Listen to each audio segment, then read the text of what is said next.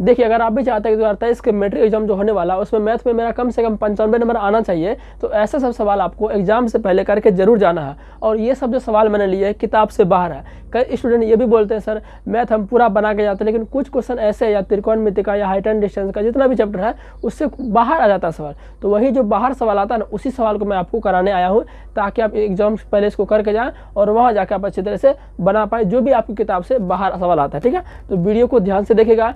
Channel पर नया है तो चैनल को सब्सक्राइब कर दीजिएगा। इसी तरह का मैं आपको सब चीज़ का तैयारी करा रहा हूँ, चैनल को सब्सक्राइब जरूर कर दें और बेल आइकन भी क्लिक जरूर कर दीजिएगा। ठीक है, चलिए तो देखते हैं। पहला क्वेश्चन है, यदि 2 sin 2a - 1 = 0 तो a का मान ज्ञात करें। देखिए जो भी सवाल मैंने लिखा है एक भी आपके बुक से मैच नहीं करेगा। मैंने बाहर सवाल लिया जो कि एग्जाम में आ जाएगा आपको, है ना। और आप सोचने लगते हो मैंने तो पूरा बुक पढ़ गया, एक भी सवाल बुक से नहीं आया, सब बाहर है। ध्यान से देखिएगा।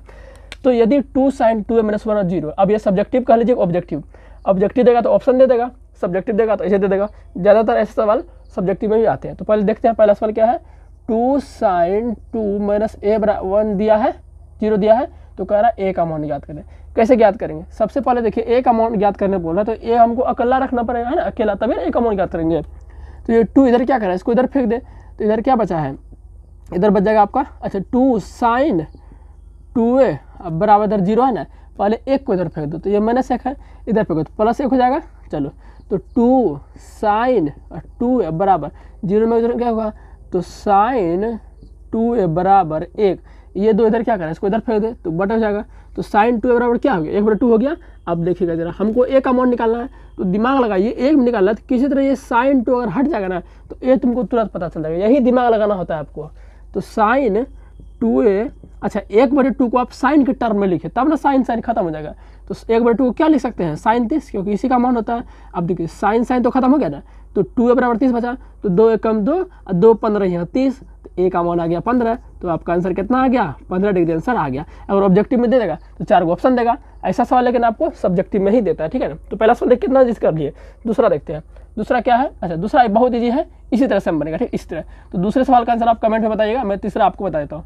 त्रिभुज ABC में सेम इसी तरह से, घबराना नहीं है। अगर नहीं बनेगा तो आप बोल दीजिएगा सर वो सवाल हमसे नहीं बना, कृपया करके उसे फिर से बना दीजिए, मैं बना दूंगा, लेकिन प्रैक्टिस करना। सेम इसी तरह का है यह त्रिभुज ABC में। तो पहले त्रिभुज ABC बना लेते हैं। ये रहा त्रिभुज ABC, त्रिभुज ABC बना लिए हम, ठीक है। त्रिभुज ABC में DE समांतर BC है, ठीक है, इसको बोलते हैं हम समांतर।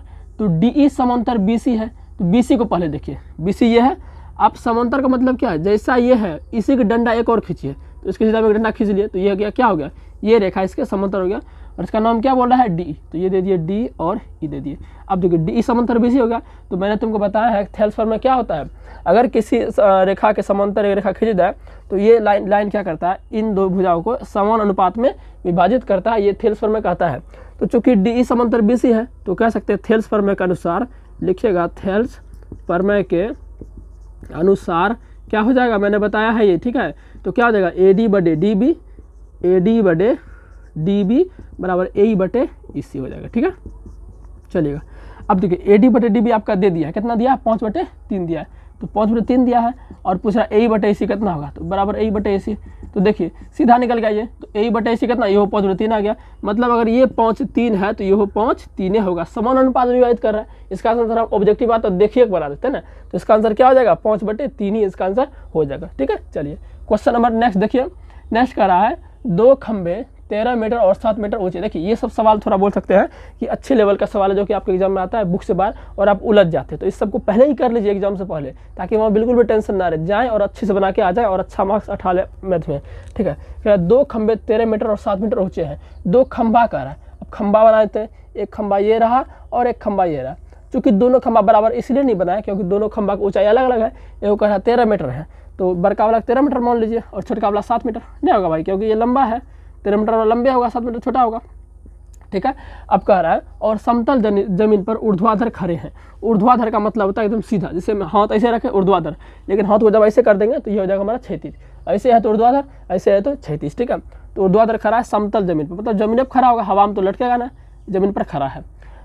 कह रहा है यदि उनके पादों के बीच की दूरी, अब ये जो पाद दिख रहा है ना, पाद का मतलब होता है इसके नीचे वाला पार्ट, नीचे वाले पार्ट को पाद बोलते हैं और ऊपर वाले पार्ट को शिखर बोलते हैं। पाद को कभी कभी तल भी बोलते हैं, अगर पाद नहीं लिखा होगा तल लिखा होगा। यदि इनके पादों के बीच की दूरी 8 मीटर है, मतलब कि इनका पाद और इनका पाद दोनों बीच दूरी कितना है, 8 मीटर है, ठीक है।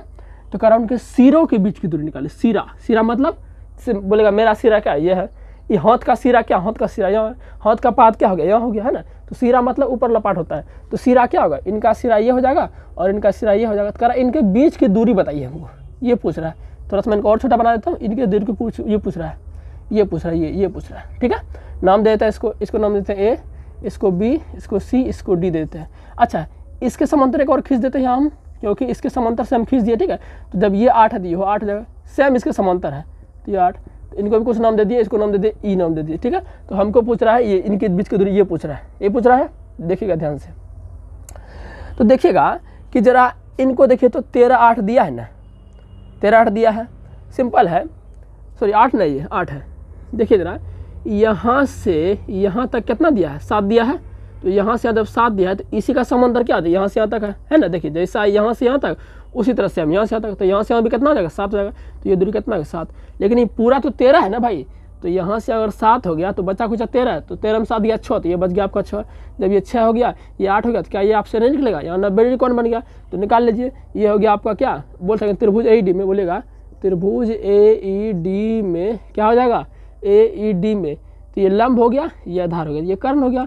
तो सिंपल बोल सकते हैं क्या, AD बराबर, AD क्या है, कर्ण हुआ AD, तो कर्ण का AD होगा। तो कर्ण का सूत्र क्या होता है, लंब स्क्वायर प्लस आधार स्क्वायर। तो डायरेक्ट हम मान रख देते हैं, तो लंब स्क्वायर, तो लिख देंगे लंब स्क्वायर प्लस आधार स्क्वायर।